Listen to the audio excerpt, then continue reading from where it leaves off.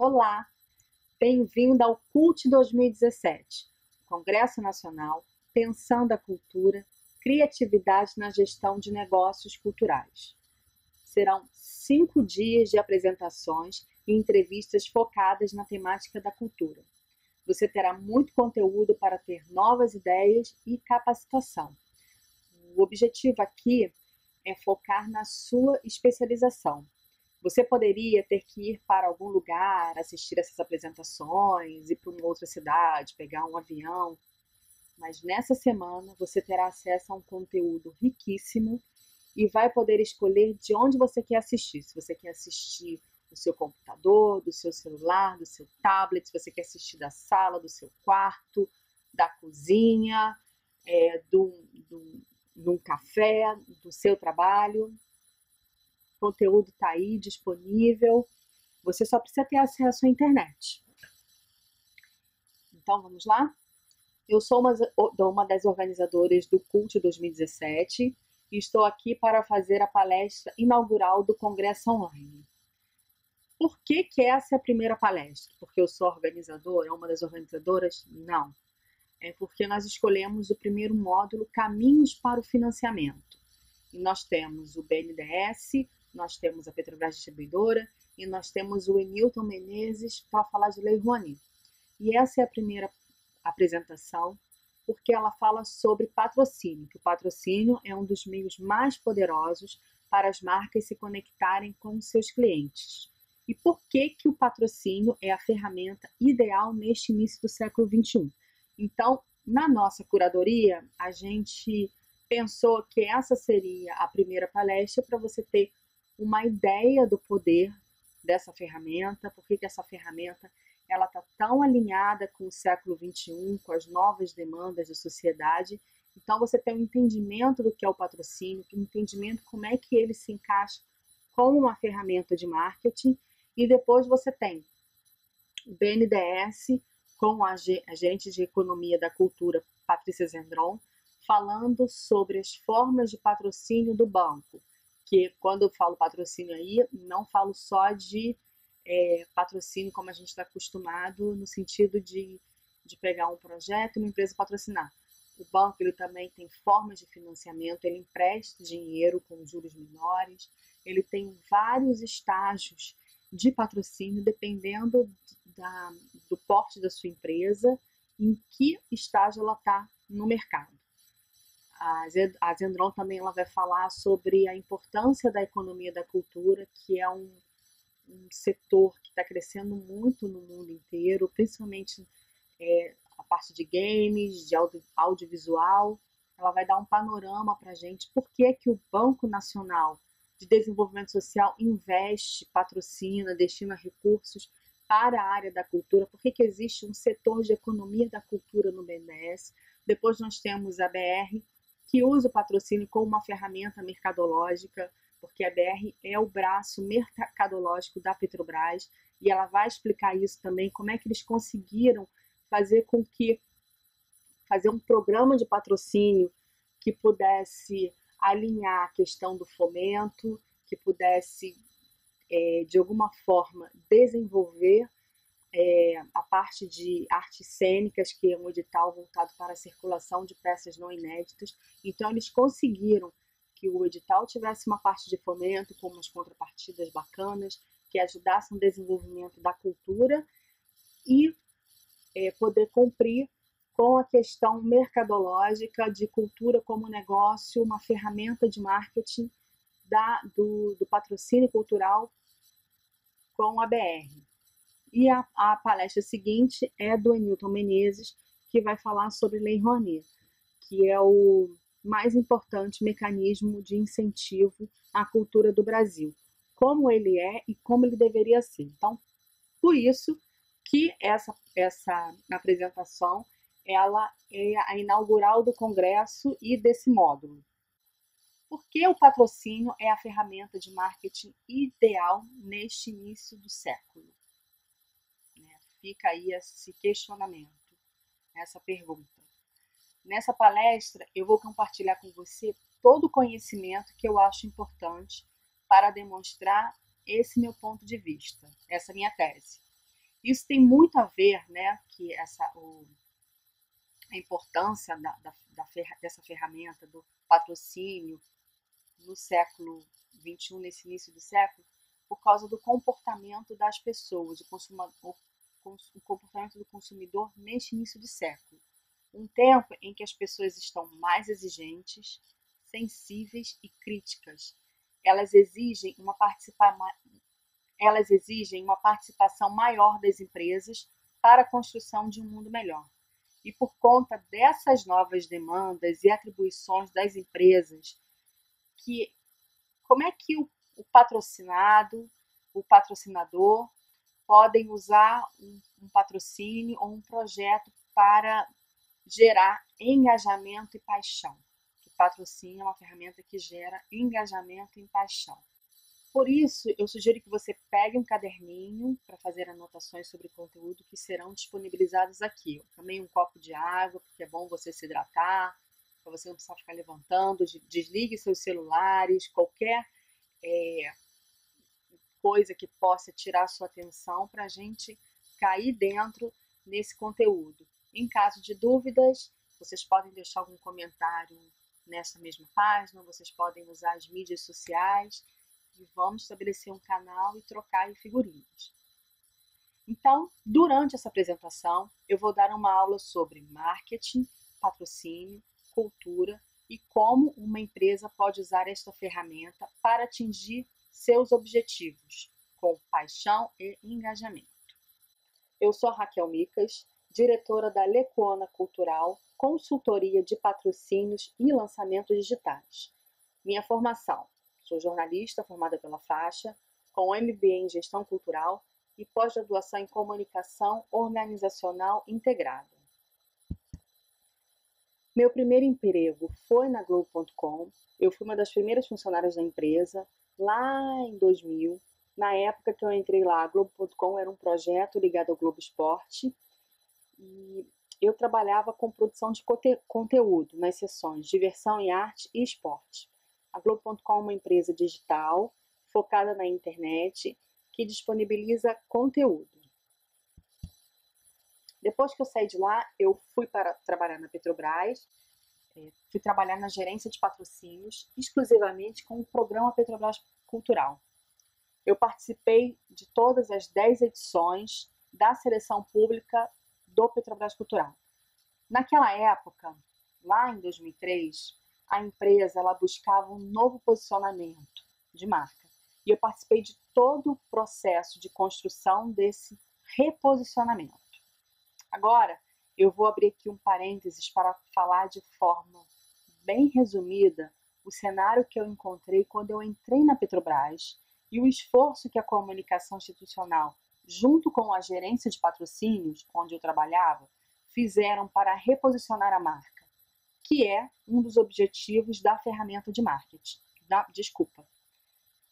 Reposicionar a marca é um dos objetivos da ferramenta de patrocínio. Então, no final dos anos 90, a Petrobras ela passou por uma verdadeira metamorfose, que teve início com o fim do monopólio do petróleo no Brasil.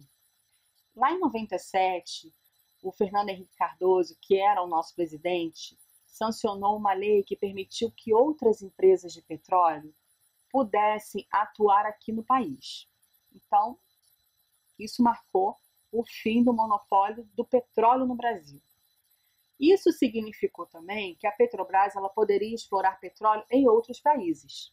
Então, de uma hora para outra, a empresa que era estatal e monopolista ascendeu a uma companhia internacional em busca de mercados competitivos e exigentes. Olha esse slide agora, né?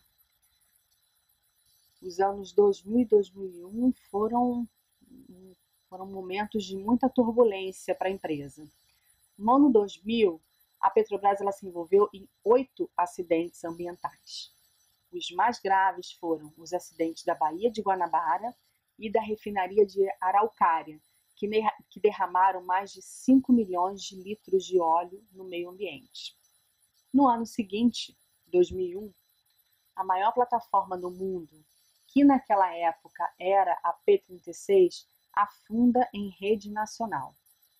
Várias explosões, 11 pessoas morreram nesse acidente. Se vocês entrarem no Google, no YouTube, vocês vão ver imagens dessa época. Foi um reality show pela televisão, porque eles tentaram que a plataforma não afundasse. Então, todo dia tinha um capítulo diferente, todo dia tinha uma novidade.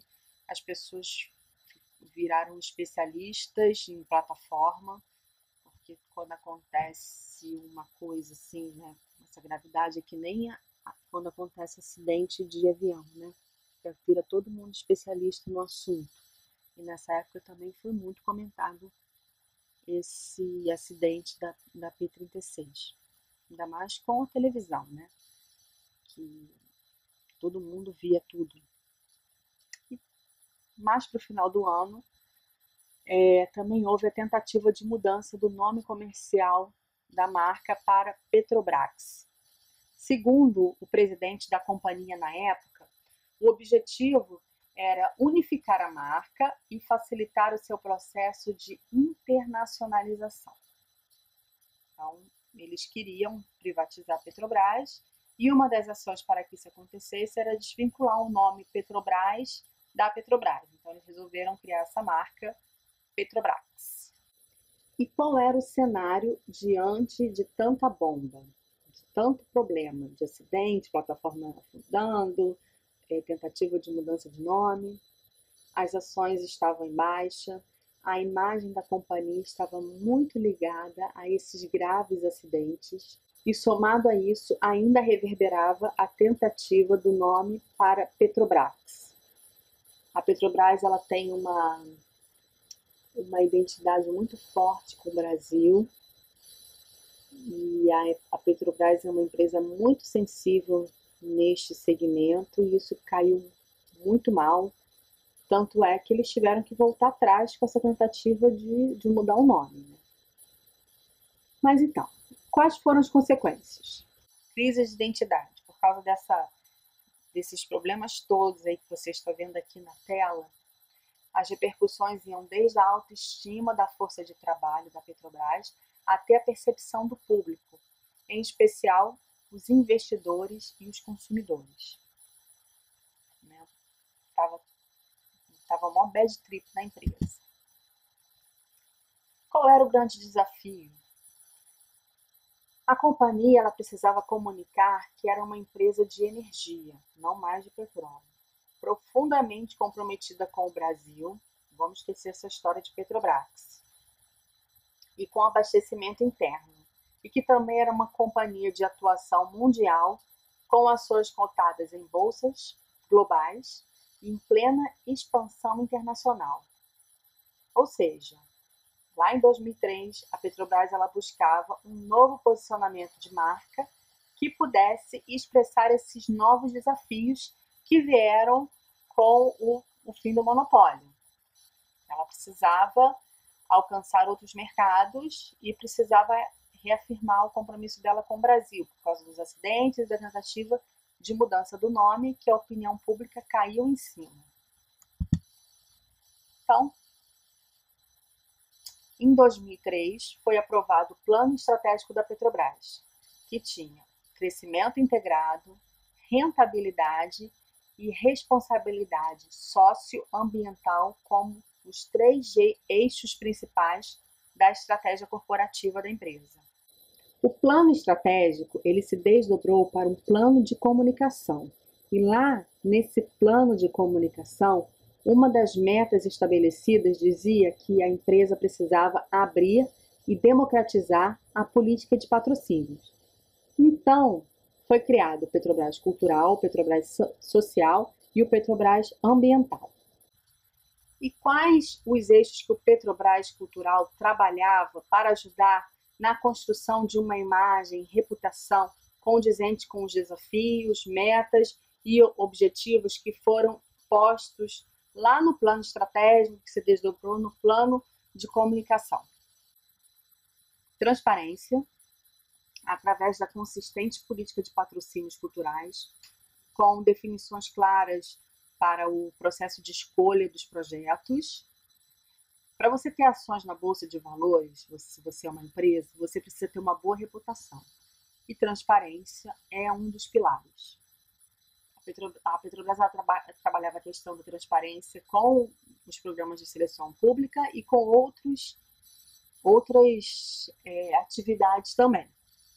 Não era só a transparência, não era um atributo só trabalhado com Petrobras Cultural, mas era um atributo que tinha que ser forte para que a empresa pudesse mostrar, ser vista como ela gostaria que ela fosse vista. Origem brasileira, alcançado com o reconhecimento da companhia no fomento à cultura e sua ação estruturante, contínua e pioneira. A Petrobras, antes do Petrobras Cultural, ela já patrocinava a cultura, ela tinha seleções públicas separadas. Eu acho que ela foi a primeira empresa a trabalhar com o processo de seleção pública lá no ano 2000. Eu lembro que na época, logo quando eu entrei na empresa, uma das respostas que mais vinham, também respondia o saque relacionado ao Petrobras Cultural, a gente tinha que escrever o tempo todo que não eram os diretores da empresa que escolhiam os projetos, era a sociedade civil, eram pessoas de fora da empresa com notório saber. Hoje em dia as seleções públicas estão mais popularizadas, mas naquela época não era assim. Então, vamos lá. Origem brasileira. A Petrobras sempre teve uma ligação muito forte com o país. Isso ficou muito exposto na tentativa de nome para a Petrobras. A opinião pública caiu em cima e a repercussão foi tão negativa que eles tiveram que voltar atrás, né, gente? Responsabilidade social. Compromisso com o desenvolvimento do Brasil, através de ações para se ter uma sociedade mais justa e igualitária no respeito às diferenças. Nós somos uma sociedade diversa, plural, e contribuir para o desenvolvimento do país é contribuir para que esta pluralidade cultural se firme ou se afirme. Então, com o Petrobras Cultural, você também trabalhava o eixo da responsabilidade social. E diversidade, que era trabalhada através dos diversos segmentos culturais, música, patrimônio, artes plásticas, cinema, né, que a empresa naquela época trabalhava. Resumindo, o Petrobras Cultural é uma importante ferramenta de comunicação. Com ele, a companhia qualifica sua política de patrocínios à cultura e ainda trabalha a percepção da marca de forma diferenciada. São muitas as camadas que podem ser trabalhadas com o patrocínio. A Petrobras é uma empresa de petróleo. Vamos combinar que é muito mais leve e prazeroso falar de cultura do que falar de uma plataforma de petróleo. Então, com o Petrobras Cultural, a companhia era assunto sempre nos meios de comunicação. Por exemplo, falando das seleções públicas, tinha a abertura das edições, tinha depois a divulgação dos resultados, a estreia de filmes, turnê de companhias de dança, de teatro, tinha as caravanas que a Petrobras, durante a inscrição do Petrobras Cultural, ela rodava todas as regiões do país, ia em todas as capitais, divulgando o programa Petrobras Cultural. Então, conteúdo para se trabalhar a percepção da marca era o que não falta. É o que não falta com o Petrobras Cultural. Bem, essa retrospectiva foi para mostrar como uma empresa pode usar a ferramenta de patrocínio para trabalhar com seus diversos públicos.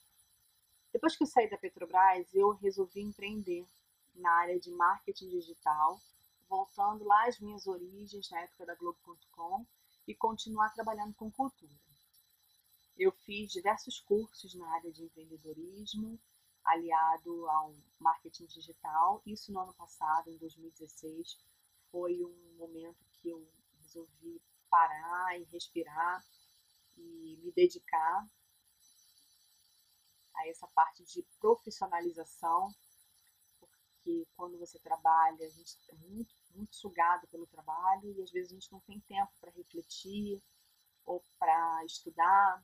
Então eu resolvi me dar esse presente e fiquei o ano passado estudando, pensando em o que eu poderia fazer, como é que eu gostaria de trabalhar daqui para frente.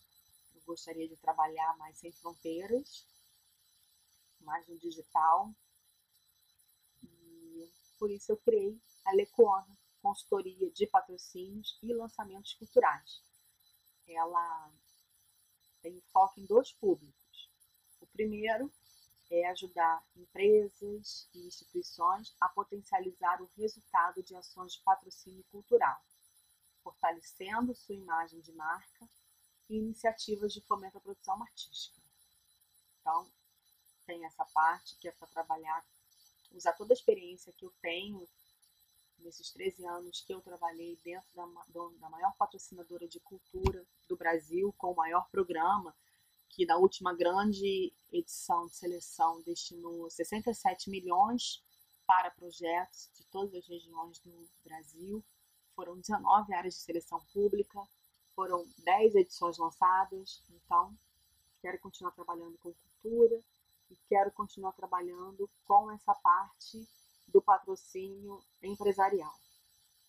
Mas eu também quero trabalhar com os produtores e com os empreendedores culturais. Por isso, o outro braço é a parte de lançamentos digitais, em que eu auxilio empreendedores culturais a divulgar seus projetos e lançar produtos pela internet. Então, nessa parte de lançamentos digitais, eu posso citar o e-book que eu escrevi o ano passado, Como Elaborar um Projeto Impossível de Ser Ignorado. Copie essas 3 dicas decisivas direto dos bastidores de aprovação de projetos. É um e-book que eu escrevi, em que eu dou 3 dicas para as pessoas que querem apresentar projetos em empresas. O que é mais importante? Que é a visão de você ver a cultura como negócio. Porque uma empresa patrocina um projeto porque ela vê ali uma oportunidade de negócio. E eu acho que os produtores, eles também têm que ter essa percepção de que a cultura e que o patrocínio é um negócio. O outro e-book que eu fiz é esse que está do lado oposto, que é Como Dominar a Mão Esquerda da Sanfona. 3 ritmos para treinar e fazer bonito. Estou fazendo um trabalho com o Marcelo Caldi. Quem é o Marcelo Caldi? Ele é um músico que toca piano, sanfona, faz arranjos também para diversas orquestras, é maestro da Orquestra Sanfônica do Rio de Janeiro, ou seja, ele trabalha com música e faz muita coisa nessa área, muita coisa diversa. Mas neste projeto nós estamos focando em construir a percepção dele como uma pessoa que entrega conteúdo relacionado a um instrumento de sanfona. O Marcelo, ele tem um propósito de vida muito forte, que é o de popularizar a sanfona no Brasil. Ele quer que a sanfona seja um instrumento tão conhecido e tocado como o violão e o cavaquinho. Então, a gente começou a trabalhar esse projeto pensando nos músicos, que ele mesmo teve dificuldade quando ele migrou. Ele já tocava piano, mas ele quis começar a tocar sanfona, de não ter professor, de não ter muita informação disponível naquela época. Então, ele é uma pessoa que ele teve que correr atrás e teve que ser autodidata também em algumas coisas, ou tinha uma aula e depois tinha que correr atrás das outras coisas sozinho.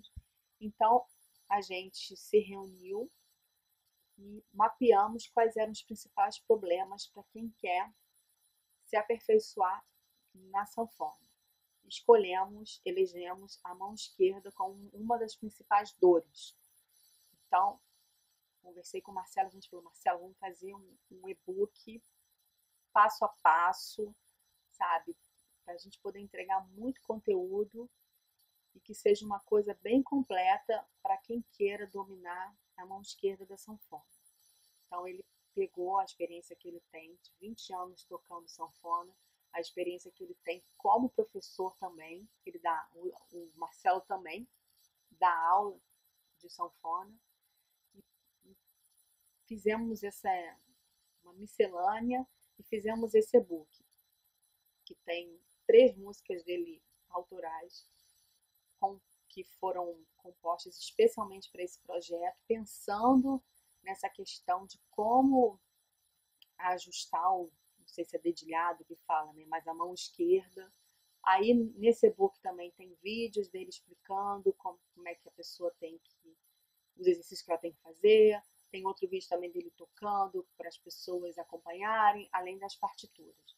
Então foi um projeto que ele está muito completo e está sendo muito bem visto para as pessoas estão enxergando o Marcelo como uma pessoa que entrega conteúdo de valor e que está ajudando na democratização do acesso à sanfona. Por quê? No futuro, nós vamos fazer um curso online de sanfona. A gente não sabe ainda se vai ser para nível intermediário, quem está começando, se vai ser para avançado. A gente ainda está mapeando através das mídias sociais, de comentários, porque o Marcelo também ele dá toda segunda-feira dicas para os sanfoneiros. A gente está meio que testando, estudando o mercado, estudando qual seria esse primeiro produto relacionado a um curso online de sanfona. Então a gente está estudando isso para mais para frente lançar um curso. E o terceiro projeto é esse congresso. Congresso Nacional Pensando a Cultura, Criatividade na Gestão de Negócios Culturais. Eu sou uma das organizadoras. Eu acho que a gente está vivendo um modelo de transição na cultura. Tem essa crise, mas eu acho que não é só essa crise, eu acho que as coisas estão mudando no mundo. E nada melhor para você saber ou investigar o que está acontecendo do que você organizar um congresso e chamar pessoas para debater o assunto. Foi isso que nós fizemos com o CULT 2017. Nós chamamos empreendedores, produtores, pessoas de empresa, para falar, para discutir sobre cultura. O objetivo aqui é tentar entender para onde o mercado está caminhando, assimilar novas ideias, apresentar novas propostas e se reciclar. Eu acho que esse slide ele representa bem a época que estamos vivendo. O Chris Anderson é um cara que escreveu um livro que é famosinho chamado A Cauda Longa. E eu gosto muito dessa frase em que ele diz que não estamos numa época de mudanças, mas numa mudança de épocas. E para ilustrar um pouquinho o que é essa época que a gente está vivendo, eu fiz esses quadrinhos, né? Que antigamente a vida era orientada para o ter. Hoje a vida é orientada para o ser. Antigamente, ou ainda eu ganho, mas eu acho que cada vez mais vai ser nós ganhamos. Falar e gerenciar para ouvir e liderar. Visão de curto prazo, visão de longo prazo. Só os resultados importam? Não, o caminho também importa. E antes as coisas eram mais rotina e razão, e agora está mais para criatividade e emoção. Esse outro desenho eu peguei na internet e eu achei muito bom também, para dar uma situada no que está acontecendo hoje, né? Eu acho que ele traduz muito bem o momento de agora, que é que o mundo mudou. O mundo que existia até pouco tempo atrás, que era dividido em grupos, caixinhas, definido por classes, ele não existe mais. Eu acho que hoje há uma grande fragmentação de gostos, preferências.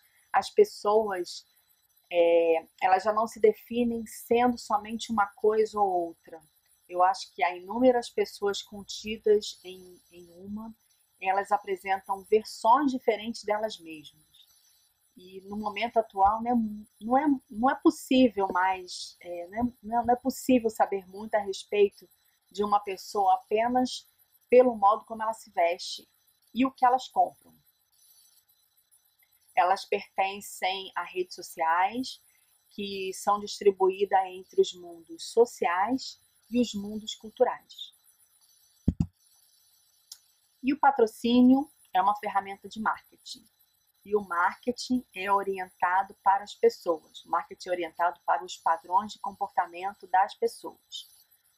Então, o marketing mudou e não foi uma opção dos profissionais que trabalham com ele. A sociedade mudou e o marketing mudou junto. O Philip Kotler escreveu um livro chamado Marketing 3.0, em que ele diz que nós estamos vivendo a terceira onda do marketing. E por conta dessa terceira onda do marketing, que eu acho que o patrocínio é uma ferramenta que está crescendo muito nesse início do século XXI. Eu acho que o patrocínio, por conta do marketing 3.0, é a ferramenta ideal para que a empresa atinja seus objetivos. Mas antes de eu falar do 3.0, eu vou falar das duas primeiras fases do marketing, para vocês entenderem isso aí, a minha linha de raciocínio. Para explicar o marketing 1.0, eu vou citar o Henry Ford. Sim, dos carros da Ford. O modelo T, esse que vocês estão vendo aí na tela, este carro popularizou os automóveis e revolucionou a indústria automobilística. Ele foi comercializado por 19 anos e durante esses 19 anos ele vendeu mais de 15 milhões de unidades. Você tem uma ideia, esse número ele só foi superado 70 anos depois com o Fusca, o Fusquinha. Então, uma vez o Ford disse uma frase que ficou para a história: o carro pode ser de qualquer cor, desde que seja preto. Nessa época, o marketing era centrado no produto. Início da Revolução Industrial. Os produtos eram básicos, direcionados às massas. Você percebe que as pessoas eram denominadas massas. A tecnologia, nessa época, ela se relacionava com os equipamentos culturais. A ideia era padronizar os produtos e ganhar em escala, reduzir ao máximo os custos de produção para que pudesse ter um preço baixo e ser adquirido pelo maior número de compradores. Por isso que o carro podia ser de qualquer cor, desde que fosse preto.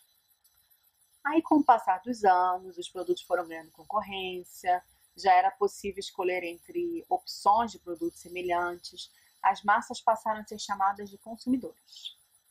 Podiam escolher, ter suas preferências, uma gama de opções, características, alternativas, funcionalidades.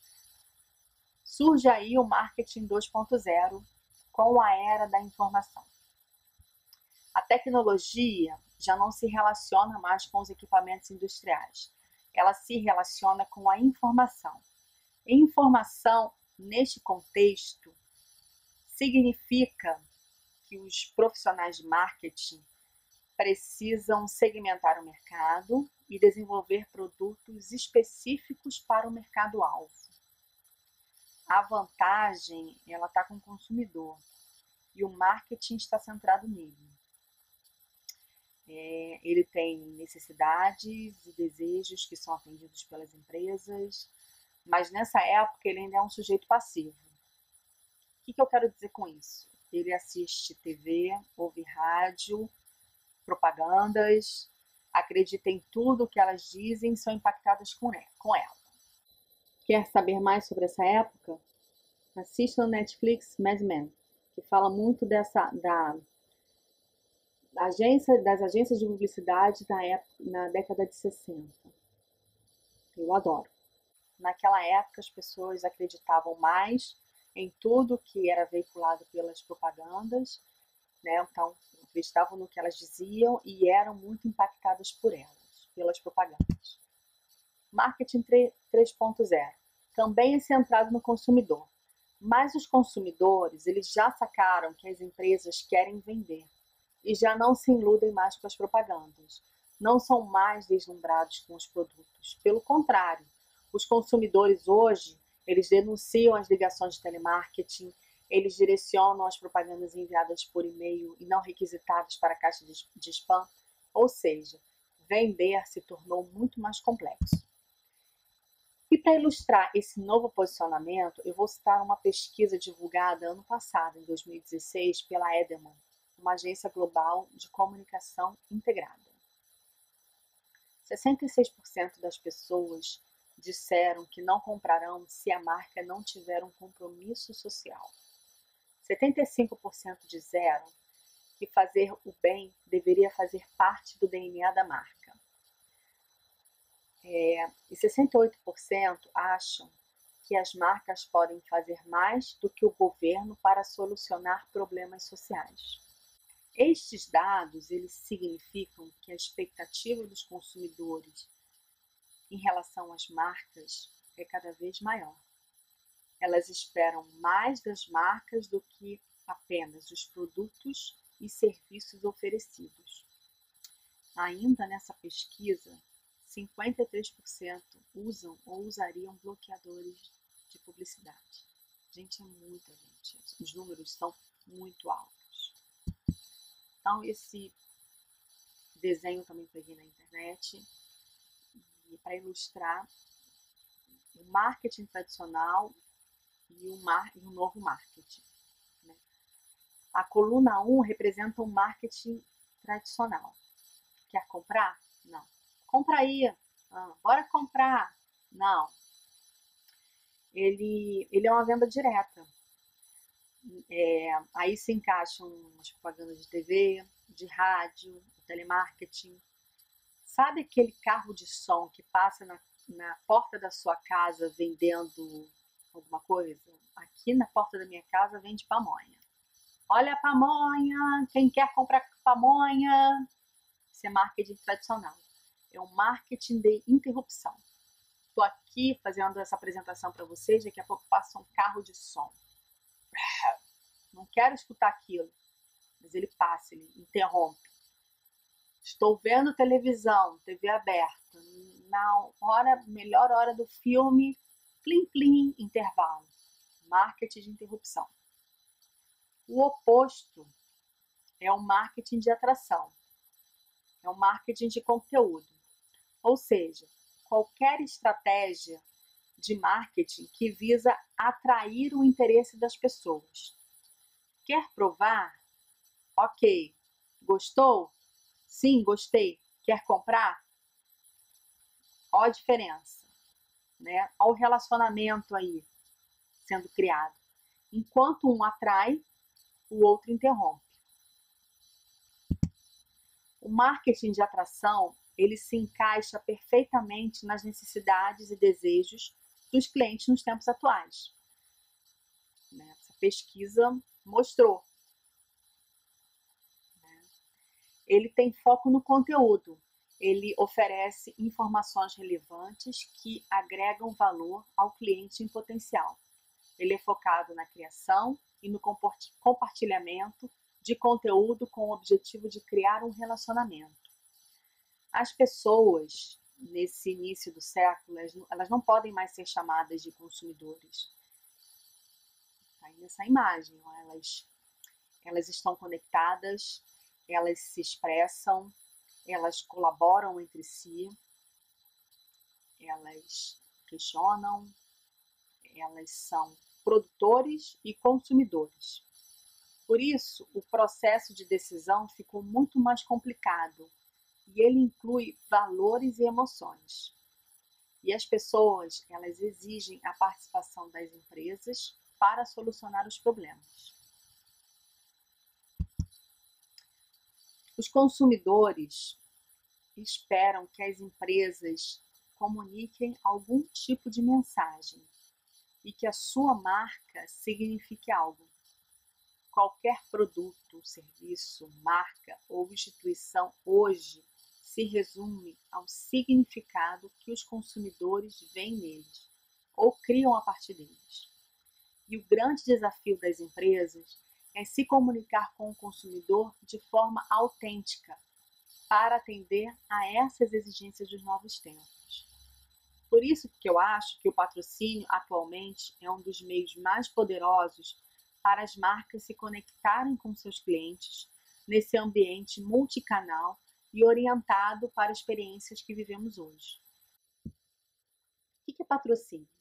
Eu gosto muito dessa definição, que o patrocínio é uma ferramenta associativa de marketing, que cria valor mútuo de marca e de negócio tanto para o patrocinador quanto para a atividade patrocinada. Ferramenta, porque a empresa usa o projeto patrocinado para chegar em algum lugar. Nesse caso, esse algum lugar são os objetivos de marketing que foram definidos em algum momento. Associativa, porque patrocínio é associação. A partir do momento que a empresa patrocina um projeto, ela quer transferir certos atributos daquele projeto para a empresa. Vocês entendem por que as empresas que patrocinam a cultura estão com a faca e o queijo na mão? Cara, os patrocinadores têm um recurso quase que infinito para trabalhar o relacionamento com os seus clientes. O conteúdo. Ou seja, as empresas, os patrocinadores, eles dão algo de valor para os seus clientes. Através da cultura é possível criar paixão, engajamento, relacionamento e interação. O patrocínio, como uma ferramenta de marketing, ele tem uma capacidade incomparável de criar relacionamento. Por isso, o patrocínio hoje, concebido corretamente e executado com criatividade, tem um poder inigualável para construir marcas, envolver partes interessadas e apresentar oportunidades comerciais lucrativas. Ele é uma das maneiras mais eficazes de uma empresa conseguir entregar algo de valor. Depois desse contexto que eu dei sobre o comportamento das pessoas perante as marcas, a nova maneira de se fazer marketing através do conteúdo para criar relacionamento e o uso do patrocínio cultural como ferramenta para criar paixão e engajamento, agora eu vou dar para vocês aqui, vou mostrar para vocês 7 motivos como uma empresa pode usar todos esses conceitos que foram apresentados aqui e aplicar o patrocínio na sua empresa, né, de uma maneira que valha a pena. Então vamos lá, como é que uma empresa pode usar todos esses conceitos e aplicar o patrocínio? Para quê? Aumentar a fidelidade da marca. Sem emoção, um produto ou serviço é como qualquer outro. A estratégia do marketing mais eficaz não está ligada aos olhos, e sim ao coração. Com essa questão de emoção, isso tem muito o Gabriel Pinto, da Firjan, ele fala muito dessa questão da emoção e da economia criativa. E ele cita o exemplo do telefone da Apple, que eu vou falar aqui para vocês também, vou copiar o exemplo dele. Qual a diferença de um telefone, um iPhone para um outro telefone? Os dois fazem ligações, os dois você consegue acessar a internet, você consegue baixar aplicativo, você consegue ver vídeo, você tira foto. A diferença está no significado que foi construído.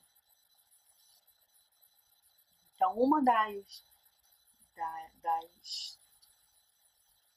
um dos objetivos da ferramenta de patrocínio é aumentar a fidelidade da marca. Criar consciência e visibilidade. Os projetos culturais, eles desfrutam de uma ampla exposição na mídia.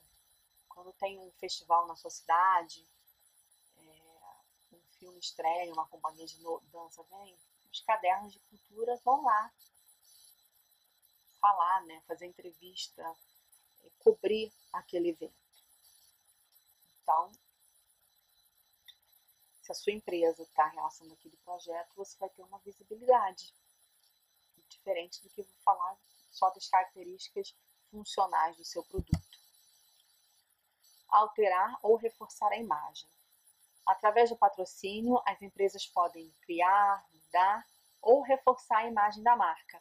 E fica aqui o exemplo da Petrobras lá no início dos anos 90, quando eu comecei essa apresentação que eu contei para vocês, né? Essa parte do construção e reposicionamento da marca. 4. Responsabilidade social. Segundo uma pesquisa realizada no Canadá, o nome da pesquisa Millennium, responsabilidade social é o fator número 1 que influencia na percepção de uma empresa, mais do que a qualidade da marca. Você vê aí o caso da Zara, né, um tempo atrás, que foi acusado de estar usando mão de obra escrava. Isso pega muito mal para as empresas, né? Hoje em dia, você vai comprar, você fala, pô, será que eu compro mesmo? Você pensa nas criancinhas, né? Então, essa questão de responsabilidade social é uma coisa séria. Benefício do produto na amostra. O patrocínio ele também permite que as empresas apresentem os benefícios dos seus produtos, como características estéticas ou funcionais, durante a realização de um evento. Entreter clientes. Pode ser altamente relevante para algumas empresas passar algumas horas com clientes na perspectiva de solidificar relações comerciais. Alta aceitação do consumidor. Outra pesquisa. Patrocínio é visto como uma ferramenta de marketing que dá algo de valor. 8 de 10 entrevistados nessa pesquisa que foi realizada na Inglaterra disseram que o patrocínio contribui positivamente para a sociedade. A fonte está aí do lado, caso vocês queiram saber mais a respeito. Espero que vocês tenham gostado da apresentação. Fica aqui meu e-mail. Instagram, que é onde a mídia social que eu mais gosto, eu entrego mais conteúdo. Me procurem lá no Facebook, no LinkedIn, no Twitter. Também deixo aqui o endereço do meu e-book, caso vocês queiram baixar, tenham curiosidade de saber sobre esse conteúdo. Um grande abraço e até!